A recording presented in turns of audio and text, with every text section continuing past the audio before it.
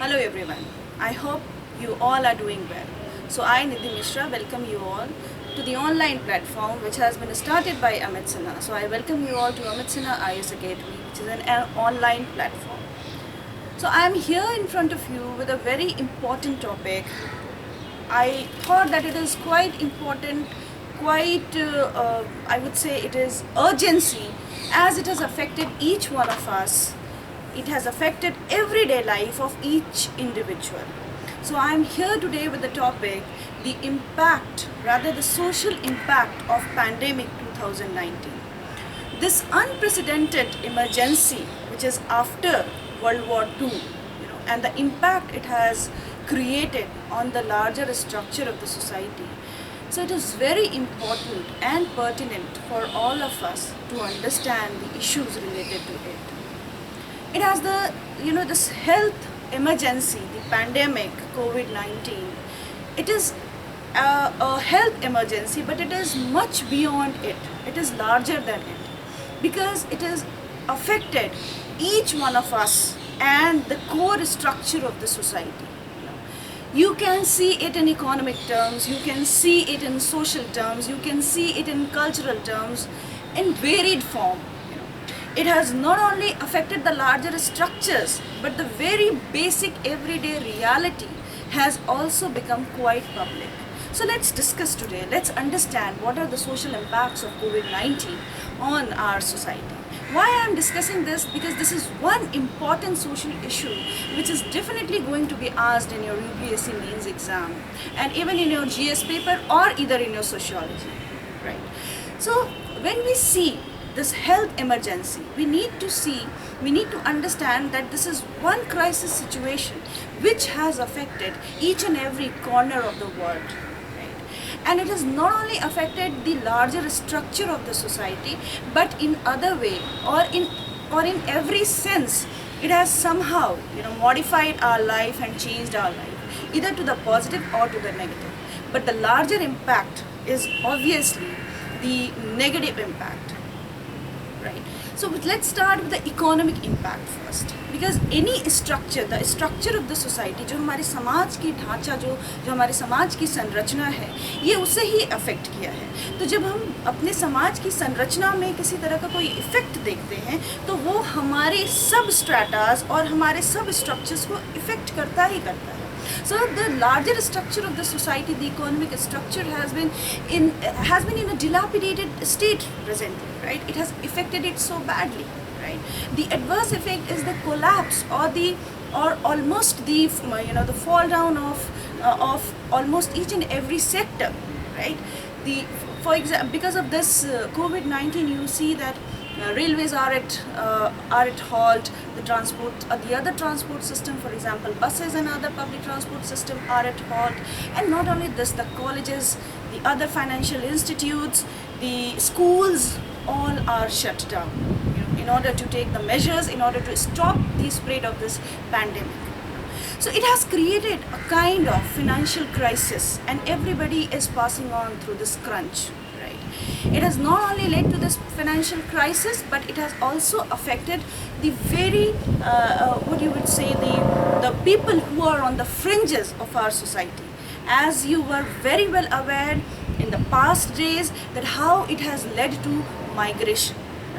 All those heart-wrenching pictures, people dying, the poor people dying on the on the railway tracks, those heart-wrenching pictures, actually it tells us that how this effect is so adverse on each one's of our life. It has increased, it has exacerbated the migration process. People, as the factories, as the working places were being closed down, so people in loom of uncertainty, they have gone down to their native places, and because of that, their life has been affected, and they are being touched upon by each and every sides of the life. There is looming threat on them, economic threat, social threat. So the economic impact is so and so large and so deep that it has affected and it has impacted It has affected and impacted each one of us and each individual's life. But yes, it is true that it has affected more to the people who are on the fringes. I was reading one of the reports. It has come from UNESCO only. It says that the percentage of deaths and the people who are affected by COVID-19 are the one who are lower in the socio-economic strata. Why? Because that health system, it's not that supportive. You have not enough money to rather I would say to buy your life. You cannot go and afford the expensive health services, right? So the economic impact has actually impacted our private life as well. Okay. Now let's look into the social impact. All the colleges, all the educational institutions, they have been shut down.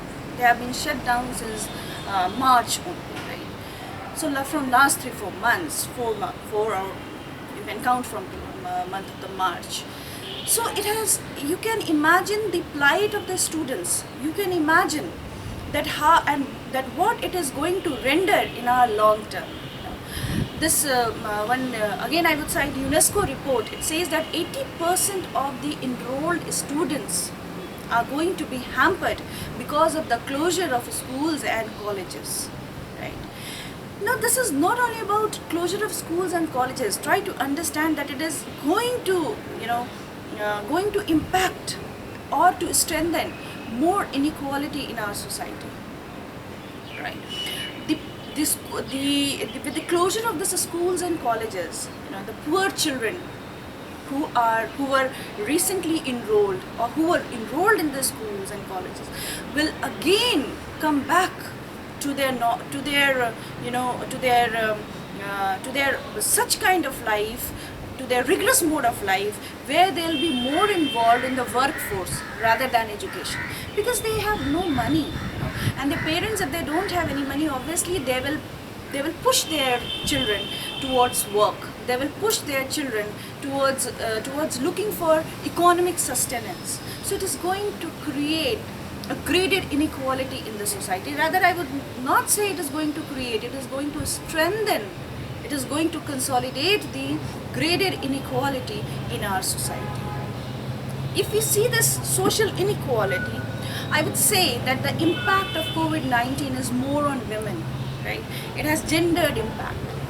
And the gendered impact of COVID-19 is, if we take in the terms of education, the girls, students, the women are going to be the worst affected. They will not, because their situation would be such that they would not be able to grasp the opportunity of education, because they have to look for their economic sustenance. So it is going to create again that inequality, that gap, that educational gap is going to be there, right? Not only this, it has not only this impact on women is more because women are losing their job. So it's not only the recession which each and every country and the world across is experiencing, rather it is secession. It is S-H-E, it is she-cession which is being experienced by women. The women who were recently employed, the women who were employed in some unorganized sector, they are going to bear the brunt of this. They are full-time in their home. They are full-time involved in the daily chores, in the domestic chores. So they have very less scope to pursue their aspiration. And this in a way builds in a kind of contradiction and conflict within them, which has another effect, that it is leading to domestic violence. And as you all must be aware of with the report of UN, that how much the domestic violence cases have been on rise in each and every country. You take it America, you take it USA, or you take it India. Everywhere, all across the world. Because the women are bearing the brunt, and not those who are losing their job and those who are also economically employed. Either their salaries have been cut down. For example, the teachers, it's a news every day that the school teachers are now not being paid, their salaries have been cut down and they are not being paid well off, right? So there is again a contradiction, there is again a struggle, there is again a struggle that a woman is struggling. Think of the plight, a woman is managing her home and also managing the online education system, right? So it has a gendered impact as well, right? So it is definitely, it is going to create a social inequality, is going to strengthen the gendered inequality in the society. Now, it has a harsh effect also on the on the people of unorganized sector. For example, the reports of I would say ISST, Indian Institute of Social Sciences and Trust, which is located here only in Delhi. It has done a wide range of studies, and it has shown the adverse effect, the adverse effect of COVID-19 on unorganized sector and also on workers, domestic workers, on street side vendors. So they are being worst affected. Why? Because they are also bearing the brunt of a social stigma. The higher class people are not calling their domestic helps because they feel that they'll bring this infection to their home. There is other side of it, that okay, you want to maintain a distance, but the larger side of this is that they are considered as the carrier of this virus, right? So not only this, if person from this strata, from lower economic strata, if they are infected by this virus, they are being ostracized also. So it has that socio-cultural, impact as well on people. So they are not being now those who are suffering from it or those who have suffered and even recovered. They are the people are not assimilating them in their daily interaction. They still maintain that much distance, not because of the threat of infection, but because of the mindset that it carries. ये छुआछूत की एक तरह से बीमारी जो है, ये हमारे आपस के सामाजिक इंटरेक्शन में भी आ चुका है. Right? So it is not only the health crisis, it is much beyond it. Then I would say that it has not only impacted the lower economic group, it has also impacted the people from higher class. The only difference is that the people from higher class have sufficient resources in their backup, so they are able to sustain it. But it is going to create a larger wealth gap. It is going to create a larger wealth gap in the society. So this was actually the social impact. Now the cultural impact, the people are getting more and more religious. Your reliance on God, your reliance on scriptures, your reliance on religious texts is increasing. It is increasing, and it is people's dependence on religiosity is increasing. Right?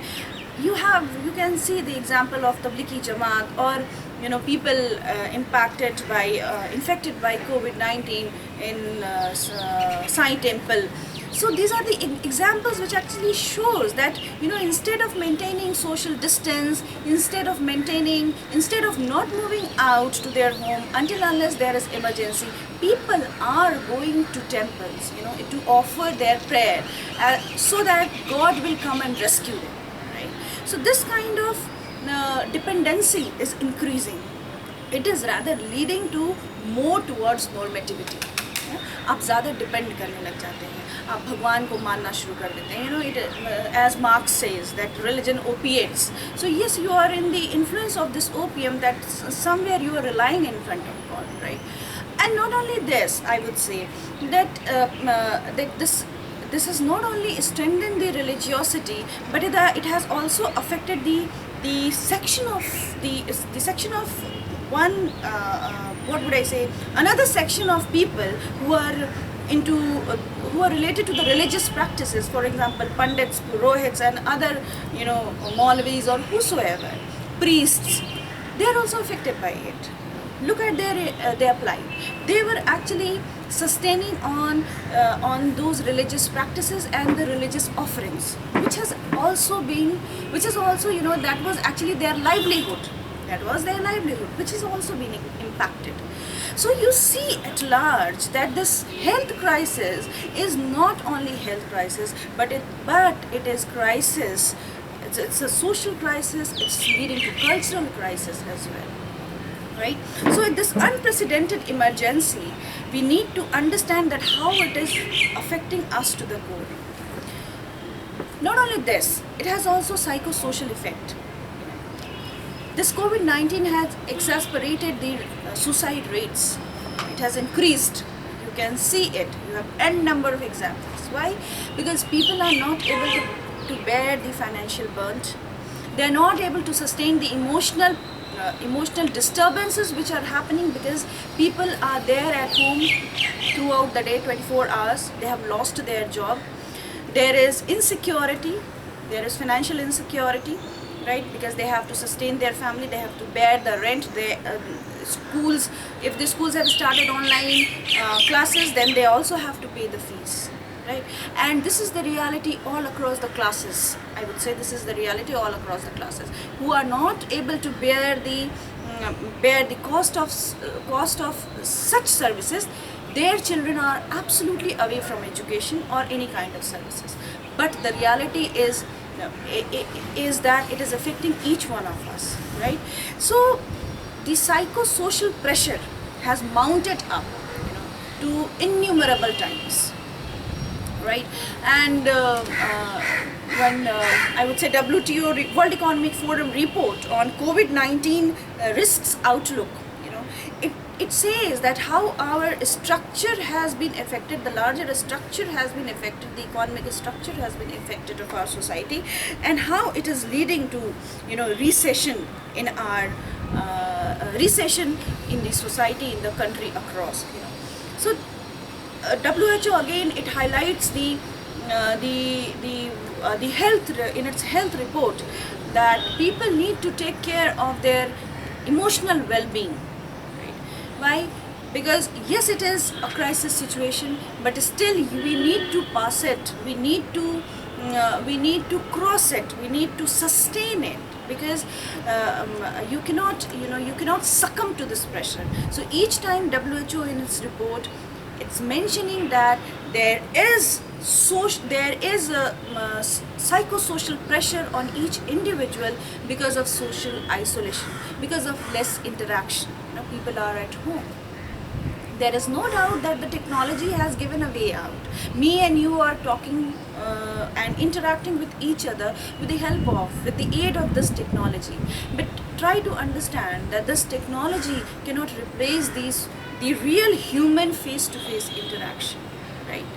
So, it has also led to that emotional, or I would say it is leading to depression among people, and they are succumbing under it, and that is why they are taking such kind of extreme step, and that is why there is rise of suicide rates everywhere. So in a way, I would say that you saw that it is economic, it is social, it is cultural, it is psychosocial, and religious also. You saw both the sides of the coin. So it has wide impact. This COVID-19 has jeopardized our lives. It has jeopardized our livelihood. So try to understand that it is not only the health emergency, rather it has affected all the core structures of our society, and it has hit beneath us. It has hit each and every individual of the society. So try to develop that kind of perspective, right?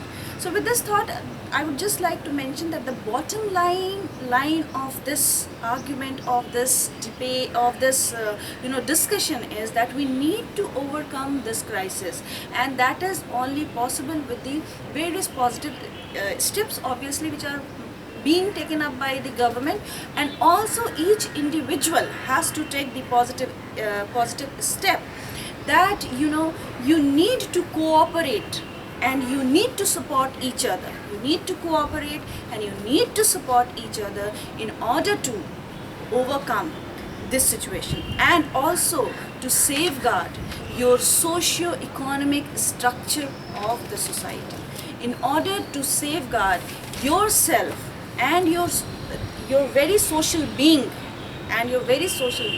from this crisis, from this effect, COVID-19. So with this, I would just now hang up, and I would just suggest you that try to understand this COVID-19 crisis in with a wider perspective, not just that these economic measures are taken, so this is going to happen. These are the socio-religious or socio-cultural steps which are being taken to uplift these and these section of the people. This much grant has been given to this section of people, and this is going to affect. No, try to look beyond it. Develop a kind of perspective so that it is, when you are writing, it is there very much visible in your points, that you are much aware, you are an aware, a conscious individual. Thank you so much.